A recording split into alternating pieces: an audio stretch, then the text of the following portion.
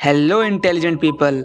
दोस्तों, क्या आप जानते हैं कि जब हम प्लान बनाते हैं, प्लान ए प्लान बी, किसी भी पर्टिकुलर टास्क को पूरा करने के लिए, तो इन दोनों प्लान में ज़्यादा सक्सेसफुल होने के किसके चांसेस हैं? और दोस्तों, क्या आप जानते हैं कि जब एक पर्सन की डेथ हो रही होती है तो उसकी लाइफ के आखिर की जो 7 मिनट होते हैं उसमें क्या होता है? और क्या आप जानते हैं कि आपका ब्रेन किसी भी एक्टिविटी को हैबिट बनाने के लिए कितना टाइम लेता है? तो दोस्तों, आज की इस वीडियो में हम आपको ऐसे ही टॉप 10 साइकोलॉजिकल फैक्ट्स बताएंगे जिन्हें आप सुनकर कई ऐसी बातों का रीजन समझ जाएंगे जो आप पहले नहीं जानते होंगे। Let's start with fact number 10।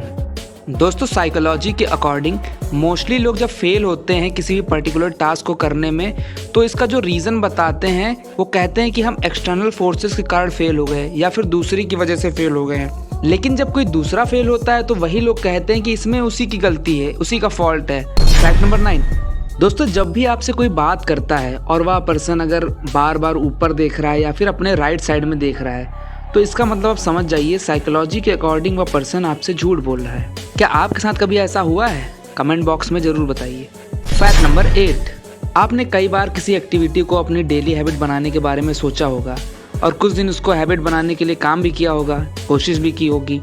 अगर आप उसे अपनी परमानेंट हैबिट बनाना चाहते हैं तो उसमें आपको लगभग 66 डेज लगेंगे, यानी 66 दिन तक लगातार आपको उस पर काम करना पड़ेगा। Fact number 7।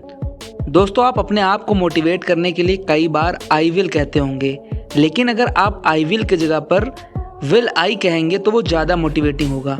University of Illinois की स्टडी के अकॉर्डिंग अगर आप अपने आप से गोल ओरिएंटेड यानी गोल से रिलेटेड क्वेश्चन पूछते हैं तो वो ज़्यादा बेनिफिशियल होता है, वो ज़्यादा मोटिवेटिंग होता है इन कंपैरिजन कि आप सब कुछ डिक्लेयर कर देते हैं कि सब कुछ सच ही होने वाला है। Fact number 6।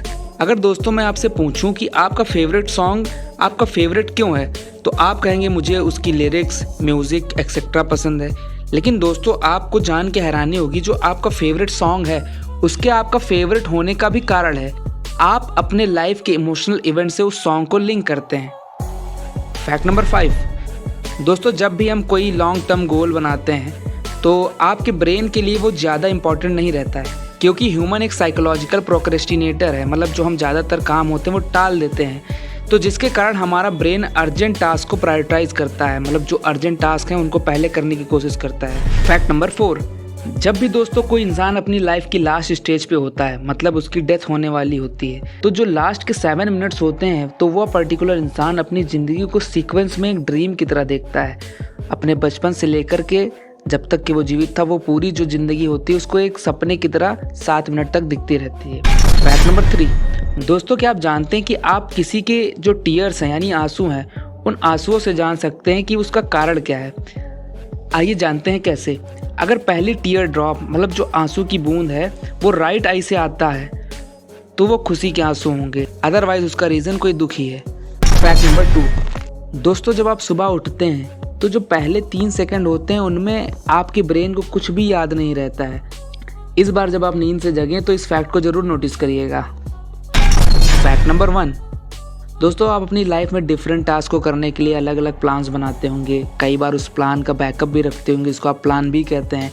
लेकिन साइकोलॉजी के अकॉर्डिंग प्लान बी को बनाने से आपके प्लान ए के सक्सेसफुल होने के चांसेस जो होते हैं वो काफ़ी कम हो जाते हैं, क्योंकि आपके ब्रेन को लगता है कि मेरे पास प्लान बी तो है ही, तो इसलिए वो प्लान ए पे इतना फोकस नहीं कर पाता है।